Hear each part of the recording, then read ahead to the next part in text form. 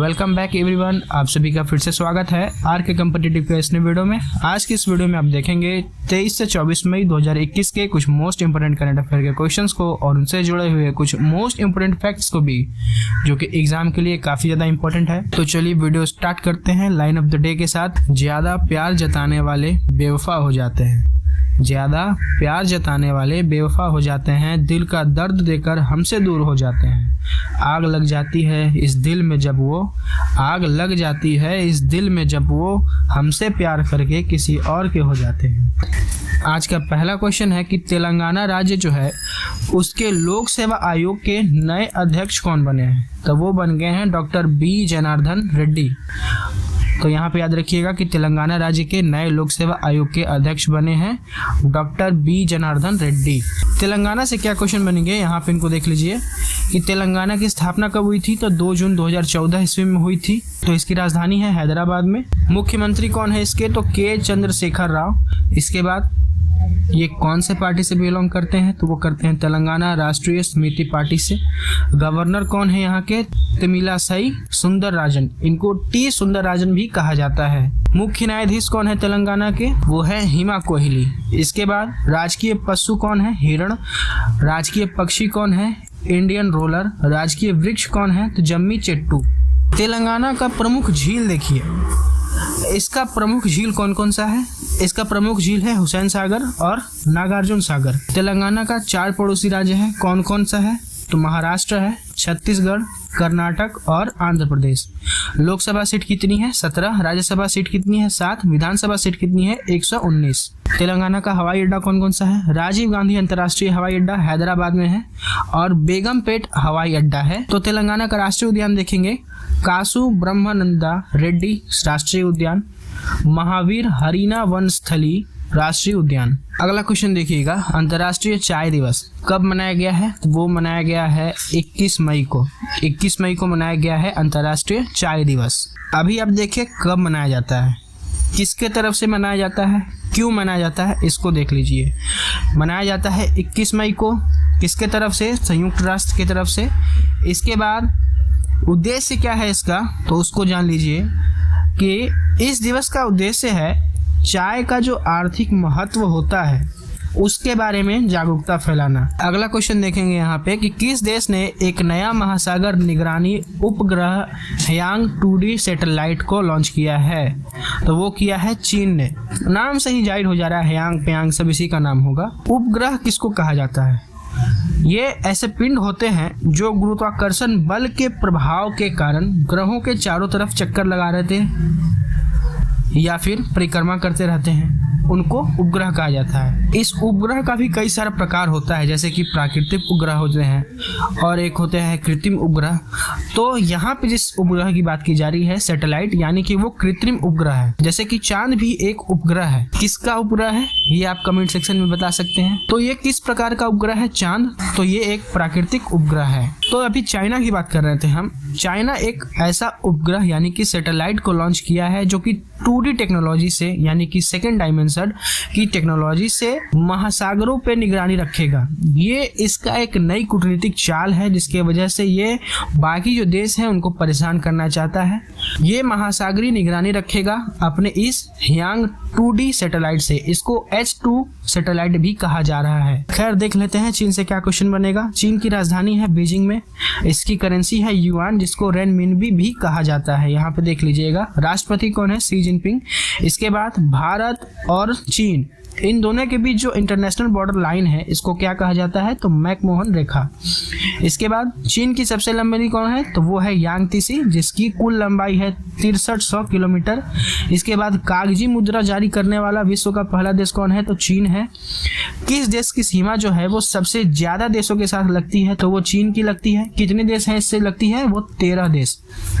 यहाँ पे मुद्रा की अगर बात करें तो विश्व में सबसे पहले मुद्रा को जारी करने वाला देश कौन सा है? तो तो वो चीन ही है, इसको माइंड में रखिएगा। अगला क्वेश्चन देखिए कि मृदुल कुमार को किस देश में भारतीय राजदूत यानी कि इंडियन एम्बेसडर नियुक्त किया गया है, तो वो किया गया है मैक्सिको में। मैक्सिको में मृदुल कुमार को भारतीय राजदूत नियुक्त किया गया है। मैक्सिको से क्या क्वेश्चन बनेंगे इस क्वेश्चन के रिलेटेड, उनको देख लीजिए कि मैक्सिको जो है वो उत्तरी अमेरिका महाद्वीप में स्थित है, जिसकी राजधानी है मैक्सिको सिटी। करेंसी क्या है इसकी, तो मैक्सिकन पेसो इसका करेंसी है। इसके बाद राष्ट्रपति कौन है, तो इसका थोड़ा सा अच्छे से देखिएगा क्योंकि नाम थोड़ा सा अटपटा है, एंड्रेस मैनुअल लोपेज ओब्राडोर। अगला क्वेश्चन देखिए कि राष्ट्रीय आतंकवाद विरोध दिवस यानी अगला क्वेश्चन देखिए कि राष्ट्रीय आतंकवाद विरोधी दिवस यानी कि नेशनल एंटी टेररिज्म डे कब मनाया गया है, तो वो मनाया गया है 21 मई को। क्यों मनाया जाता है, क्या उद्देश्य है इसका, क्या महत्व है इसका, इसको जान लीजिए। प्रतिवर्ष मनाए जाने वाले आतंकवाद विरोधी दिवस को मनाने का उद्देश्य है युवाओं को आतंकवाद से और हिंसा से दूर रखना और एकता को बढ़ावा देना। ठीक है, क्यों मनाया जाता है इसको देख लीजिए कि इसी दिन पूर्व प्रधानमंत्री राजीव गांधी की पुण्यतिथि है, जिसके उपलक्ष्य में यह दिवस मनाया जाता है। राजीव गांधी को आप सभी जानते होंगे कि एक माओवादी कहिए, आतंकवादी कहिए, दोनों हिंसक गतिविधियां ही थी जिनमें राजीव गांधी को बम धमाके में उड़ा दिया गया था, इनको मार दिया गया था। अगर सिर्फ हम राजीव गांधी की ही बात करें तो इनकी समाधि स्थल कहाँ मौजूद है, इनकी समाधि स्थल को क्या कहा जाता है, सभी क्वेश्चन आपको पढ़ाया गया है। अब ये आपकी रिस्पॉन्सिबिलिटी बनती है, आपकी ड्यूटी बनती है कि आप कमेंट सेक्शन में उन सभी को अच्छे से बताएं, पता तो चले आपको कितना समझ में आ रहा है। अगला क्वेश्चन देखिएगा कि 22 मई 2021 को निम्न में से कौन सा दिवस मनाया गया है, तो वो मनाया गया है जैव विविधता के लिए अंतर्राष्ट्रीय दिवस। जैव विविधता क्या होता है यहाँ पे थोड़ा सा देख लीजिएगा, क्योंकि जैव विविधता एक ऐसा टॉपिक है जिससे एग्जाम में क्वेश्चन आते हैं। जैव विविधता एक तरफ है जैव और दूसरा है विविधता। जैव का मतलब क्या है कि पृथ्वी पे जितने भी जंतु मौजूद हैं, जिनमें पेड़ पौधे भी आते हैं और वन्य जीव भी आते हैं, इन सभी में विविधता है। कैसी विविधता, तो एक विविधता हो जाएगी जेनेटिक, एक विविधता हो जाएगी डीएनए की, एक हो जाएगी उनकी रहन सहन की, एक हो जाएगा उनके वातावरण का जो प्रभाव पड़ता है उन पे। वो कैसे, आप देखिए मछली को, क्योंकि वो भी एक जीव ही है। आप देखिए एक तरफ पेड़ पौधे को, एक तरफ देखिए आप वन में जो जीव रहते हैं उनको, जैसे कि हाथी, हिरन, कंगारू, इस तरह के जानवरों को। मांसाहारी जानवर भी इसी में आ जाएंगे, शाकाहारी जानवर भी इसी में आ जाएंगे। उनमें जो विविधता है, जैसे कि अगर हम सिर्फ मांसाहारी वाले की बात करें तो वो मांस खाते हैं, शाकाहारी वाले शाकाहारी भोजन ग्रहण करते हैं जैसे घास, फल फूल इत्यादि।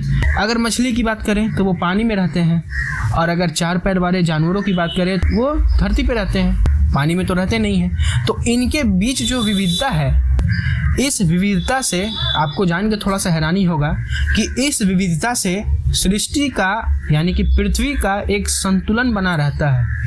और अगर हम इसी संतुलन यानी कि इस विविधता को अगर कम करने की कोशिश कर रहे हैं, जिसके वजह से पृथ्वी का जो संतुलन चक्र है उसमें बहुत भयानक परिवर्तन उत्पन्न हो जाता है। जैसे कि हम जंगलों की कटाई कर रहे हैं, इन्वायरमेंट को हम जितना हो सके उतना प्रदूषित कर रहे हैं, ग्रीन हाउस गैसों को फैला रहे हैं, जिसके वजह से इन जो जीव हैं, इन जीवों पे एक संकट आ जाता है जिसको हम कहते हैं जैव विविधता संकट।